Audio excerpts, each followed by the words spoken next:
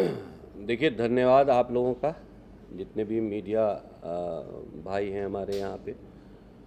और film the diary of West Bengal 30 अगस्त को रिलीज़ हो रही है और जाहिर सी बात है कि अब 5-7 दिन बचे हैं रिलीजिंग के लिए। और जैसे कि आपने कहा, कोई डर या खौफ मेरे में नहीं है। हाँ, फिल्म को लेकर जो बातें अभी तक मीडिया के माध्यम से आ रही हैं, तो इस बात को हम बताना चाहते हैं, क्योंकि हमने इस फिल्म को बहुत साफ़ सुथरा बनाया है। किसी तरह का कोई पॉलिटिकल एजेंडा नहीं है, किसी तरह का कोई मजहबी एजेंडा नहीं है, किसी मज़हब के ख़िलाफ़ नहीं है। हमने इंसानियत के पक्ष में इस फिल्म को बनाया है। एक ट्रू स्टोरी है इस फिल्म की। और जाहिर सी बात है कि जिस वक्त कोई सच्ची घटना या सच्ची कहानी एक्सपोज होती है तो उस पर बवाल मचता ही है, ये कोई नई बात नहीं है। और जैसे अभी पश्चिम बंगाल में एक डॉक्टर के साथ घटना घटी तो पूरे मीडिया ने देखा। तो हम भी इस फिल्म के माध्यम से बहुत से ऐसे पर्दे उठाने जा रहे हैं जो कि बहुत छुपे हुए हैं। उन कहानियों को एक्सपोज करने जा रहे हैं जो कब्र में दफना दी गई थीं और जिनकी आवाज़ को खामोश कर दिया गया था।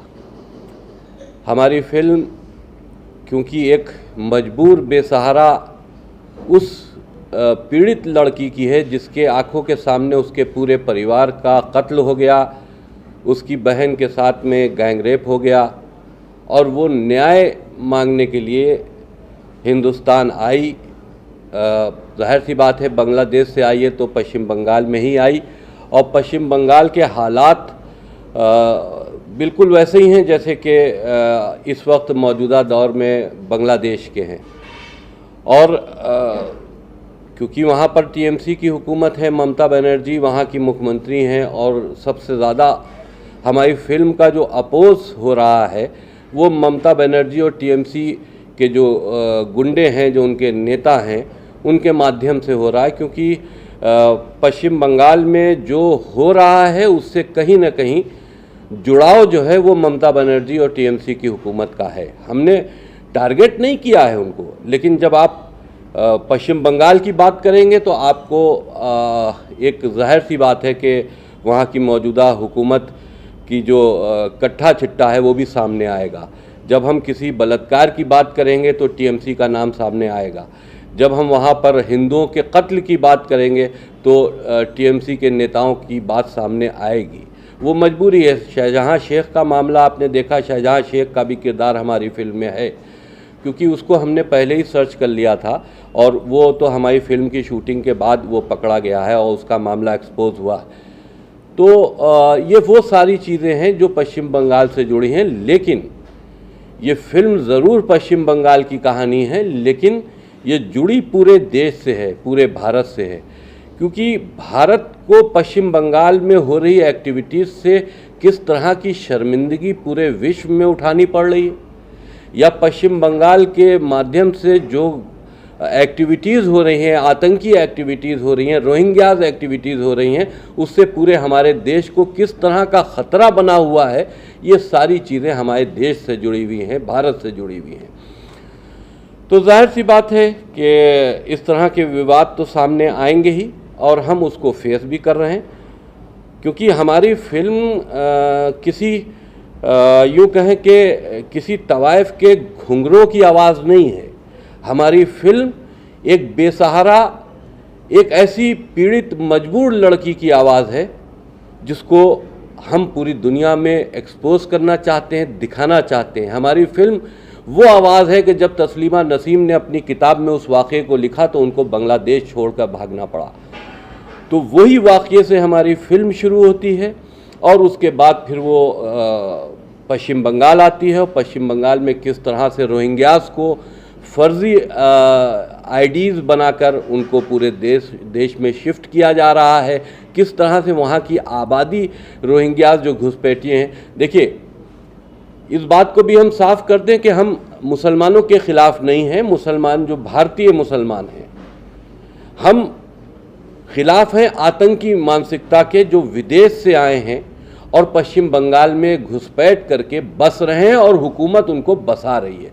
ज़ाहिर सी बात है वो विदेशी हैं, उनको भारत से न कोई मोहब्बत है, न भारत के संविधान की वो एहतराम करते हैं।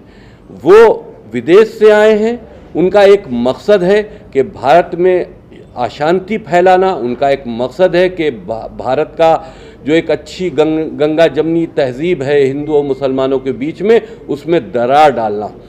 और जब वो वहाँ पर बड़ी बड़ी आबादियाँ बसा कर रह रहे हैं तो जाहिर सी बात है कि वहाँ का जो हिंदू है वो उनके कारोबार सुरक्षित नहीं है, उनका परिवार सुरक्षित नहीं है। भारतीय मुसलमानों के साथ में तो ठीक है वो सुरक्षित हैं, लेकिन जहाँ पर इस तरह की जहनीत के लोग आ जाते हैं जिनका मकसद ही सिर्फ आतंक है, जिनका मकसद ही सिर्फ लड़कियों के साथ में, वो भी हिंदू लड़कियों के साथ में बलात्कार है, जिनका मकसद सिर्फ हिंदुओं का कत्ल-ए-आम है, और वो आबादी बसाकर जब वहाँ पर बांग्लादेश में रह रहे हैं तो मजबूरी है वहाँ के हिंदुओं को भागने की, और वो वहाँ से भाग रहे हैं। आपके मीडिया के माध्यम से भी ये कई बार एक्सपोज हो चुका है कि पश्चिम बंगाल के हिंदू बंगाल छोड़कर, पश्चिम बंगाल छोड़कर भाग रहे हैं।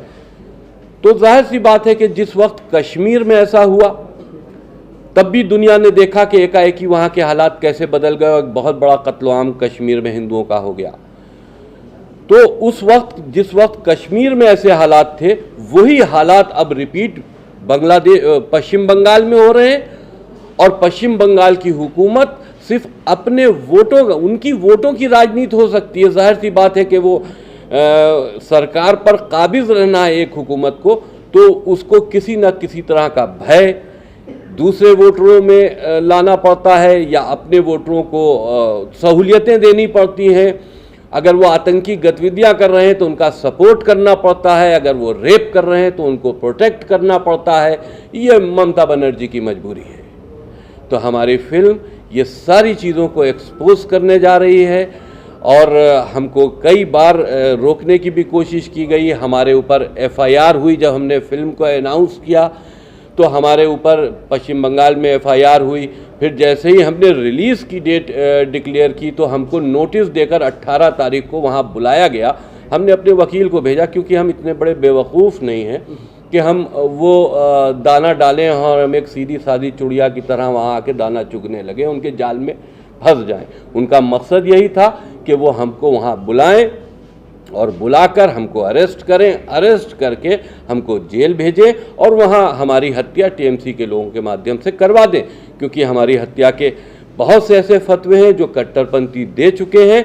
और पश्चिम बंगाल में एक कट्टरपंथियों की एक बहुत बड़ी मेजॉरिटी में आबादियां बसी हुई हैं, जिसका मकसद सिर्फ कत्ल-ए-आम है। सर, आपसे जानना चाहेंगे, जिस तरीके से इस फिल्म के एक शॉर्ट वीडियोस वायरल हो रहे हैं, पैगंबर मोहम्मद क्रिकेट बोर्ड पे नाम आ रहा है, और इससे कितनी सच्चाई है, इसमें कुछ बताना चाहेंगे आप? देखिए, एक रोहिंग्यास का गाना हमने शूट किया है। जो रोहिंग्यास का कल्चर है, जिस तरह का हमको देखने को मिला, क्योंकि वो गाना बजाने वाले जो उनके अपने जो जिससे वो गाना बजाते हैं, ढोलक है या और चीज़ें हुई, उस पर वो इस तरह के नाम लिखते हैं, तो उसमें मोहब्बत का नाम अगर लिखा हुआ है, हम ये समझते हैं इसमें कोई आपत्ति की बात नहीं है। आपने ये सवाल उस वक्त क्यों नहीं किया जिस वक्त PK बनी थी और उसमें एक टॉयलेट में शंकर भगवान का एक मजाक बनाया गया था? ये सवाल आपको आमिर खान से करना चाहिए था ना। पूरे उसमें आपने महादेव शंकर भगवान को आपने टॉयलेट में बंद किया, उसके साथ उनके साथ में मजाक किया, उनके साथ हाथापाई की। तो जाहिर सी बात है वो एक नाटक का किरदार था, लेकिन आप उस वक्त वो नाटक वो किसके भेष में थे? शंकर भगवान के ही भेष में थे ना। तो क्यों नहीं आपत्ति हुई आप लोगों को? आज ढोलक पे मोहम्मद का नाम लिख गया तो इस तरह की आपत्ति है? जो हमने दिखाया है बिल्कुल सही दिखाया है, और ये ना वाब जो जिस तरह का प्रेशर हमारे ऊपर बनाया जा रहा है, हम कोई भी सीन, क्योंकि सेंसर से सब पास हो चुका है, हम किसी तरह का कोई सीन किसी के दबाव में आकर फिल्म से काटने वाले नहीं हैं। सर ये तो बात हो गई अलग, लेकिन कहानी अलग मोड़ ले गई है पूरा। आपका डायरेक्टर गायब हो जाता है, बाद में वो सदी धाराप में मिलता है, घाट पे मिलता है, यूपी में ही मिलता है, यूपी का ही रहने वाला है, यूपी के अंदर ही मिलता है। तो क्या है सर, कोई कह रहा है मंगल कहानी है, कोई बोलता है गायब किया है, कोई कुछ बोलता है। देखिए बोलता है इसको पब्लिसिटी स्टैंड इसको इसलिए नहीं समझना चाहिए क्योंकि अगर वो गायब हुए थे और पिक्चर के रिलीज़ हो जाने के बाद और वो जब हमारी फिल्म उतर जाती उसके बाद प्रकट होते तो ये समझते कि ये पब्लिसिटी स्टैंड था, क्योंकि वो जब से ये फिल्म बनी है उनके ऊपर भी एफआईआर थी। वहाँ बंगाल की पुलिस उनको मुस्तकिल फ़ोन कर कर के परेशान कर रही थी। वो बहुत ज़्यादा, उनका परिवार और सनोज मिश्रा खुद बहुत ज़्यादा टेंशन में थे और वो हमसे खुद टिकट करवा कर पश्चिम बंगाल गए थे, कोलकाता गए थे कि वो वहाँ पर जाके अपना बयान नोट कराएंगे। लेकिन वहाँ क्या हालात हुए, क्यों वहाँ से भाग आए, उनका उस वक्त की पोजीशन क्या है, क्योंकि उनकी तस्वीर हमने भी देखी है, वो बहुत बीमार से दिखाई दे रहे हैं। तो क्या दबाव बना, ये जब वो मिलेंगे तब इस पर बात होगी, लेकिन ये पब्लिसिटी स्टैंड नहीं है। अगर पब्लिसिटी स्टैंड होता तो सनोज मिश्रा आज नहीं मिलते, फिल्म उतरने के बाद मिलते। सर उसने एक चीज और बोला है जो शायद कभी होती नहीं, इत्तेफाक से कभी हो गया तो हो गया, दोनों फोन एक साथ बंद कभी नहीं होते किसी के, कि दोनों फोन बंद हो गए, पानी में भीग भी जाता है तो ही फोन चालू हो जाता है। तो ऐसा क्या हुआ कि उसी के दोनों फोन बंद हो गए? जो मीडिया के माध्यम से पता चला, क्योंकि अभी मेरी उनसे बात हुई नहीं है, मीडिया के माध्यम से पता चला कि उनके परिवार के लोगों ने बताया कि वो बहुत टेंशन में हैं और उनकी इस वक्त जो उनका हालात हैं, हम यूँ कहें कि वो एक तरह से मेंटल टॉर्चर हो रहे हैं। अगर उन्हीं ने अपने फ़ोन बंद किए या अब ये तो जब वो मिलेंगे तब उनसे बात होगी कि ऐसा किन हालात में हुआ। और जब आदमी देखिए बहुत टेंशन में होता है तो वो किसी से बातचीत भी नहीं करना चाहता। हो सकता है उन्हीं ने सबसे दूरी बनाई हो, इस पर अभी हम कोई जवाब पूरी तरह से नहीं दे सकते जब से मुलाकात नहीं हो जाए। सर डायरेक्टर जो है पायलट होता है, एक तरह से कैप्टन होता है पूरी फिल्म का। आपने कोशिश की उसको कहीं एफआईआर डाली आपने, या फिर हमारा डायरेक्टर गायब है, बिना डायरेक्टर के तो बड़ी मूवी है, कंट्रोवर्सी तो पहले से ही इस फिल्म में। देखिए जिस वक्त ये सूचना आई कि उनके मोबाइल कई दिनों से बंद चल रहे हैं तो हमने वहाँ पर उनके लिए एक वकील को भेजा, थाने पे पता करवाया और वहाँ पर एप्लीकेशन भी थाने पे डलवाई कि वो यहाँ आए थे, उनकी लोकेशन भी वहाँ की है, लेकिन कहाँ गए ये नहीं पता, उनका मोबाइल बंद है। तो अब देखिए वही चीज़ है कि जब तक के सामने कोई बात होए ना, अभी तक तो वो बॉम्बे आए नहीं, आएंगे तो उनसे बातचीत करेंगे, तब वो अपना स्टेटमेंट जो इस हालात में होंगे अपना स्टेटमेंट दे पाए तो वो देंगे। सर जब आपने इससे पहले सॉन्ग ट्रेलर लॉन्च किया था, माहौल बहुत ही अच्छा था, लेकिन अभी जो है ऐसा हो गया कि सबको देखना ही पड़ेगा। अरे साहब आप लोग सच्चाई सुनना नहीं चाहते ना। सर मैं आपकी बात से मैंने नहीं कर रहा हूँ, अभी जो है इसके बाद में बांग्लादेश का भी हुआ है, इसके बाद में कोलकाता का भी हुआ है, तो आपकी फिल्म बहुत इंपॉर्टेंट बन गई। आपको लगता है इस बात को लेकर? अभी देखिए जिस वक्त हम शूटिंग कर रहे थे ना तो बांग्लादेश और बंगाल में बारूद बिछा हुआ था, आग तो अब लगी है, तो वो बिछा हुआ बारूद तो हमने खुद देखा था और वहाँ की कहानी जब हम शूट कर रहे थे हमको दिखाई दे रहे थे कि वहाँ क्या हालात हैं। लेकिन वहाँ पर एक ऐसी घटना हुई और उसके बाद वहाँ पर आग लग गई, वहाँ की प्राइम मिनिस्टर को भागना पड़ा बांग्लादेश से। तो जाहिर सी बात है कि जो हुआ वो तकलीफ दे है, जो हुआ, क्योंकि हिंदुओं के घर जले, हिंदुओं के मंदिर तोड़े गए, हिंदू लड़कियों के साथ में बलात्कार हुए, यही सब हमने फिल्म में भी दिखाया। जिस वक्त टीवी पे ये चीज़ें हम देख रहे थे तो हमें लगता था कि हमारे फिल्म का ही कोई शॉट चल रहा है। तो वो हालात तो हम देख ही चुके थे, एक्सपोज तो अब हुआ है हमारी फिल्म बनने के बाद। हाँ ये बात ज़रूर है कि रिलीजिंग की डेट से पहले हो गया, तो जाहिर सी बात है दुनिया इस बात को अब देखेगी कि हमने फिल्म में क्या दिखाया। जिस तरह से रोहिंग्या घुसपैठिए पूरे देश में बढ़ रहे हैं, उसके लिए आप देश के प्रधानमंत्री से क्या गुहार लगाना चाहेंगे कि इस तरह की करके? देखिए प्रधानमंत्री जी इस बात से पूरी तरह अवगत हैं और जब सदन चलते हैं, पार्लियामेंट चलता है तो उसमें रोहिंग्यास के ऊपर तमाम बातें, डिस्कशंस भी होते हैं। जो हमारी जांच एजेंसीज हैं उनकी रिपोर्ट्स भी हैं, वो उस पर कार्रवाई कर रहे हैं। तो फिल्म के माध्यम से ही हम सारी चीज़ें दिखाने की कोशिश कर रहे हैं, पूरी दुनिया को अलर्ट करने की कोशिश कर रहे हैं कि ये रोहिंग्या हमारे देश के लिए कितना बड़ा ख़तरा है। किसी वक्त भी अगर जिहादी कोई मूवमेंट हो गया या कोई इस तरह का जिहाद का ऐलान हो गया तो हिंदुस्तानी मुसलमान नहीं है, जो घुसपैठियाँ आए बड़ी तादाद में, यही कहीं ना कहीं हिंदुओं के घरों में आग लगाएंगे और पूरे देश में ऐसी घटनाएं होंगी जो आज पश्चिम बंगाल में हो रही हैं। तो देश को भी अलर्ट होना चाहिए, पब्लिक को भी अलर्ट होना चाहिए, और हुकूमतें तो अलर्ट हैं ही, वो कार्रवाई कर रही हैं। हाँ, ममता बनर्जी ज़रूर इस वक्त बेहोश हैं, हुकूमत अलर्ट है लेकिन वो बेहोश हैं, उनको नहीं मालूम कि उनके प्रदेश में क्या हो रहा है। जाहिर सी बात है, उनका सपोर्ट नहीं होता तो पश्चिम बंगाल की ऐसी हालात क्यों होते। तो मेरा एक सवाल है कि जैसे देखा जाए तो कलकत्ता बंगाल जो होता है भारत का ये हिस्सा है, और वहाँ पे जो ये होता है उसके उतने बवाल नहीं होते, लेकिन अगर उसको आप दिखा रहे हैं तो बहुत सारे बवाल हो रहे हैं, तो उसमें कहाँ तक ये जायज़ है? आप वही चीज़ तो दिखा पाते हैं कि जो चीज़ जहाँ तक आपका कैमरा पहुँचता है, जहाँ तक आपकी आवाज़ पहुँचती है। आप तो वहाँ अगर आप पश्चिम बंगाल की उन इंटीरियर आबादियों में चले जाएं, उन गांव कस्बों में चले जाएं, तो ऐसी घटनाएं रोज़ की हैं। टीएमसी के लोग वहाँ रोज़ बलात्कार करते हैं हिंदू लड़कियों के साथ में, रोज़ उनके घर जलाते हैं, रोज़ हत्याएं होती हैं, न मुकदमा लिखा जाता है, न थाने भी उन्हीं के हैं, गुंडई भी उन्हीं की है, हुकूमत भी उन्हीं की है। तो शाहजहां शेख कब एक्सपोज हुआ?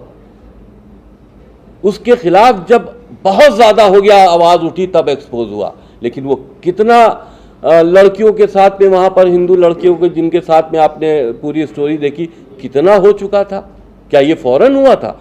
सालों से चल रहा था। इस दौरान सर आपके ऊपर क्या क्या हुआ? कोई धमकी मिली या कोई फोन आए कहीं से? जिस वक्त फिल्म हमारी सेंसर हो गई है, उस वक्त हमको दारुल उलूम कराची से एक फतवा आया था जिसमें हमारे सर काटने का, वो तो सर काटने का इनाम तो बहुत पहले से है, एक और उसमें बढ़ गया था, तो सर काटने का एक फतवा दिया गया था और कहा गया था, यही ढोलक वाली बात उसमें भी लिखी गई थी कि आपने मोहम्मद की तौहीन की है, ढोलक के ऊपर इस तरह का नाम लिखा है। तो हमने उसकी सूचना गवर्नमेंट को दे दी थी। तो ये तमाम इस तरह के दहशत फैलाने की बातें या फतवे ये सब देते रहते हैं, और हम ये समझते हैं कि आम मुसलमानों को इस तरह की अफवाहों पे गौर नहीं करना चाहिए, इससे अलग रहना चाहिए। आपके लाइन पे सर आपका परिचय? मेरा नाम देव फौजदार है और इस फिल्म में मैं विशाल का चरित्र कर रहा हूँ। और ये विशाल एक ऐसा युवा है जो बंगाल के युवा को रिप्रेजेंट करता है। वो यूथ जो कुछ करना चाहता है जीवन में, नौकरी पाना चाहता है, लेकिन वहाँ के मौजूदा हालात की वजह से वो रोज़गार नहीं पा पाता है, क्योंकि सारी नौकरियाँ, सारे बिजनेस, सारी कंपनियाँ शिफ्ट हो चुकी हैं अलग अलग। तो एक ऐसा युवा का चरित्र मैं कर रहा हूँ जो बहुत पॉजिटिव है अपने समाज को लेकर, अपने देश को लेकर और अपने आप को लेकर। लेकिन हालात वैसे हैं कि वो ऐसे मौजूदा हालात में पॉजिटिव रह ही नहीं पा रहा है, चाह कर भी नहीं रह पा रहा है। तो मेरा विशाल का चरित्र है। आज के हालात में क्या ये फिल्म रिलीज करना उचित है, और फिल्म देखने के बाद सेंसर बोर्ड की क्या प्रतिक्रिया है? सेंसर बोर्ड ने तो पहले उसको हमारी फिल्म को खारिज कर दिया, सर्टिफिकेट देने से इनकार कर दिया। फिर हम रिव्यू कमेटी में गए, रिव्यू कमेटी ने उसको देखा, हमसे साक्ष्य मांगे, जो हमने घटनाएं दिखाई हैं हमने वो सारे साक्ष्य उनको दिए। तो उनकी मजबूरी थी कि हमारी फिल्म को पास करें, क्योंकि हम जो भी दिखा रहे हैं वो असलियत दिखा रहे हैं, तो वो रोक नहीं सकते। नहीं, कुछ एक आध कट्स उसमें, एक रोहिंग्या के जो हैं वो एक लड़की का कत्ल करके उसके मांस की बिरयानी बना के खाते हैं, और ये घटना है। रोहिंग्याज इस तरह की एक्टिविटीज़ करते हैं। एक हिंदू लड़की को कत्ल किया जाता है, गोली मारी जाती है, उसके बाद फिर उसके बिरयानी के चावल में उसका गोश्त डालकर पकाया जाता है। तो ये हमने फिल्म में दिखाया है।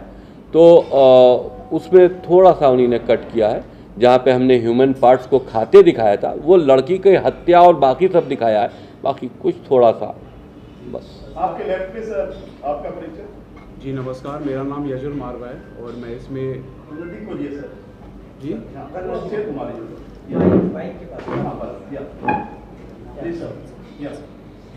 जी नमस्कार, मेरा नाम यजुर मारवा है। मैं इसमें लीड कैरेक्टर कर रहा हूँ और इसमें मेरे दो कैरेक्टर्स हैं, पॉजिटिव और नेगेटिव, अतीक और प्रतीक। और मेरा इसमें कैरेक्टर है कि कैसे मैं एक ये सुहासिनी को मिलता हूँ बांग्लादेश में, और कैसे उसको अपनी पॉजिटिव साइड दिखा के मोटिवेट करके अपने साथ वेस्ट बंगाल लेकर आता हूँ, और कैसे उसका ब्रेन वॉश करता हूँ। ताकि वो अपना धर्म बदले। और ये इस तरीके का कैरेक्टर है। और इसमें थोड़ा लव जिहाद का भी पार्ट है। और मेरा इसमें कैरेक्टर है कि मैं एक प्रिंटिंग प्रेस भी चला रहा हूँ, तो इस तरीके का कैरेक्टर है मेरा। और प्रिंटिंग प्रेस में एक मेरा डायलॉग है, बहुत वायरल हो रहा है कि भाईजान वेद, कुरान, गीता और सभी धार्मिक किताबों में फेर बदल करके लखनऊ, अयोध्या, बनारस में फ्री में भेजी जा रही है। तो इससे आपको पता चलता है कि वहाँ पे ये सब क्या सब सारी चीज़ें चल रही हैं कि मार्केट में हमारी धार्मिक किताबों को गलत तरीके से फैलाया जा रहा है। तो इस तरीके का कैरेक्टर है। सर, आपको कितना एक्साइटमेंट है कि दुख है कि आपकी फिल्म को लेकर कंट्रोवर्सी हो रही है, या फिर बहुत हिट हो जाएगी मूवी आपकी, क्योंकि हर जुबान पे ये फिल्म का नाम है जी? क्या सोचते हैं आप? खुशी है कि टेंशन है? नहीं, खुशी है क्योंकि डेब्यू फिल्म है तो खुशी है, और हमारे माध्यम से एक अच्छा मैसेज जा रहा है लोगों तक, तो खुशी है बिल्कुल। ये जो कंट्रोवर्सी चल रही इसको लेकर, कंट्रोवर्सी को लेकर ऐसा कुछ भी नहीं है, क्योंकि एज एन एक्टर हमारा काम था अपने इंसाफ करना कैरेक्टर से, तो वो हमने किया है।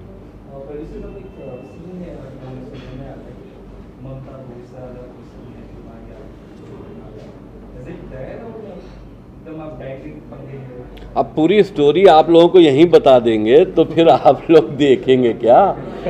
जो दिख रहा है वो सब है, जो भी दिख रहा है, जितने भी उसके पार्ट्स वायरल हुए हैं, तो जो दिख रहा है वो हमारी फिल्म के पार्ट्स हैं और वो सच्चाई है। नीक, मेरा सवाल आपसे है, आपका एक वीडियो बहुत ज़्यादा वायरल हुआ है जो काफ़ी बोल्ड भी है और ये सिचुएशन में काफ़ी प्रिपेरियस भी है, क्या कहेंगे आप इस बारे में?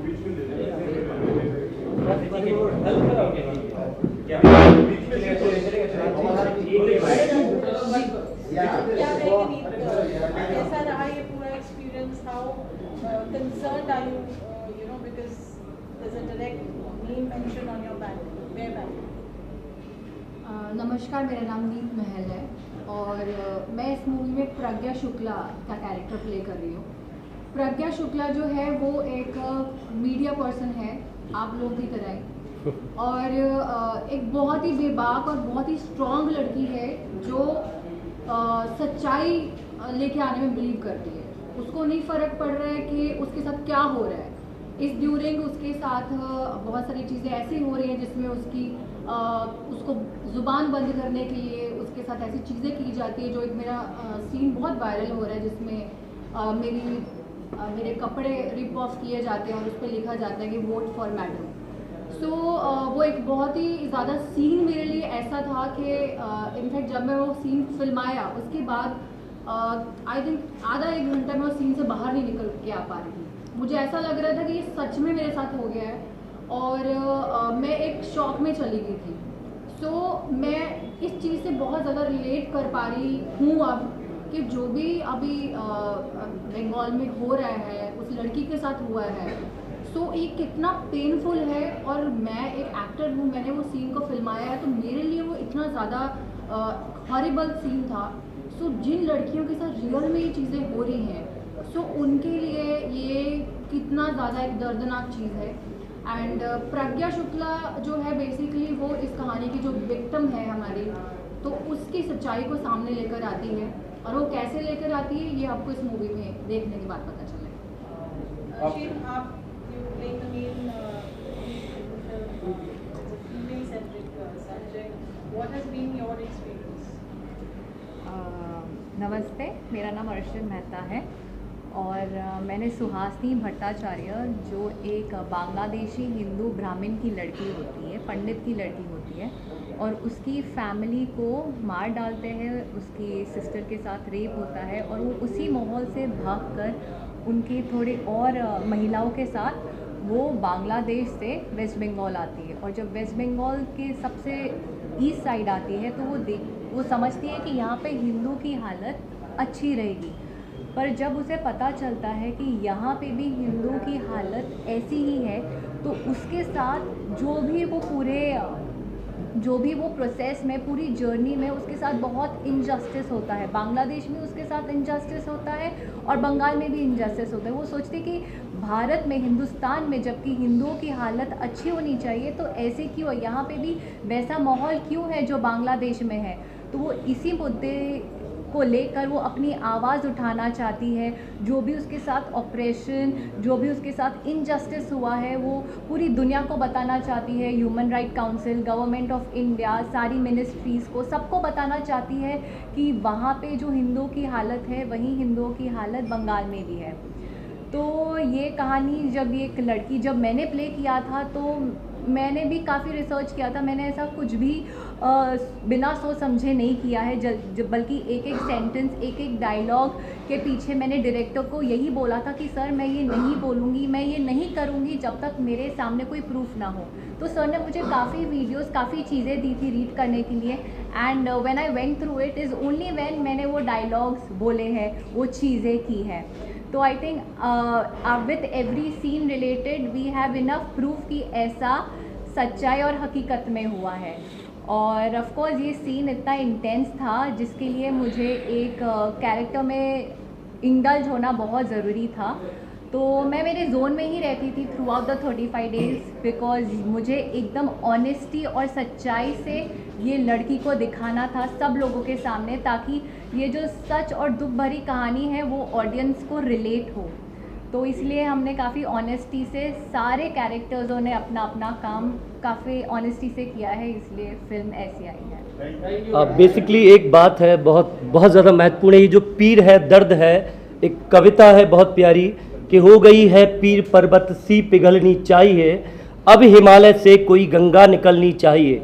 मेरे सीने में नहीं तो तेरे सीने में सही, हो कहीं भी आग लेकिन आग जलनी चाहिए। तो ये आग जो वसीम जी ने जलाई है, सनोज जी ने जो जलाई है, इस फिल्म ने जो जलाई है, वो मुझे लगता है कि आपके माध्यम से पूरी दुनिया में जलनी चाहिए, वो बात दुनिया तक आनी चाहिए। सनोज जी को कब सामने लेके आ रहे हैं साहब? आप सनोज जी के पीछे क्यों पड़ गए हैं? ये चीजें हैं। देखिए सनोज जी खुद अपनी मर्जी से गए थे, खुद अपनी मर्जी से आएंगे, जब आएंगे आपके सामने होंगे। देखिए मैं फिल्म का मेकर हूँ, सनोज जी का काम था कि फिल्म को डायरेक्शन देना, उन्हीं ने डायरेक्शन दिया, अपना काम पूरा करके ही तो गए। अब घूमे फिरे, जब आना होगा आ जाएंगे।